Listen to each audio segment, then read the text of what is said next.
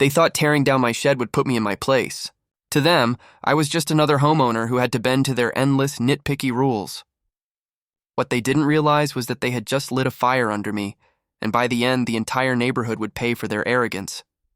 If you've ever dreamed of watching karma play out in the most satisfying way, hit that like button, subscribe, and get ready for a story that proves you should never mess with the wrong neighbor. My shed wasn't just a pile of wood in the backyard. It was my sanctuary, a place where I fixed up old tools, worked on projects, and stored the things that mattered to me. But one morning, I came home to find the entire thing reduced to rubble. The HOA had sent in a crew claiming it violated community aesthetics. No warning. No fine, just destruction. I stood there staring at the broken wood, my fists clenched, my stomach tight, and I promised myself one thing. I wasn't going to let them win. The president of the HOA was a smug woman who loved power. She strutted around the neighborhood like she owned every blade of grass. When I confronted her, she smirked and said, "Rules are rules. Maybe you'll learn next time." That smirk burned into my mind. That's when the idea for revenge started forming. See, the HOA's pride and joy was the lush, picture-perfect landscaping of the community. Green lawns, flower beds, fountains. It was their little paradise.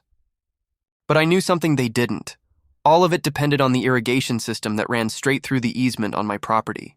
And legally, I controlled that section of land. So I made a few adjustments. A couple of valves turned off. A water flow redirected. Slowly but surely, the sprinklers sputtered and died. At first, it was just a few yellow patches of grass. Then entire lawns turned brown. Flower beds withered. The fountains dried up.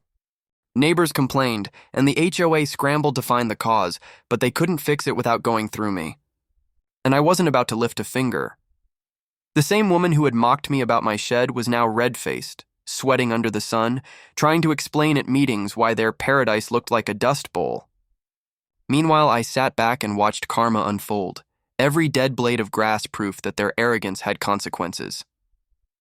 So here's the lesson. Sometimes revenge doesn't have to be loud or violent.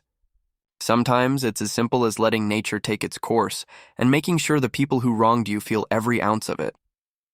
If this story gave you chills, smash that like button and tell me in the comments what's the pettiest but most satisfying revenge you've ever seen. And of course, subscribe for more stories like this one.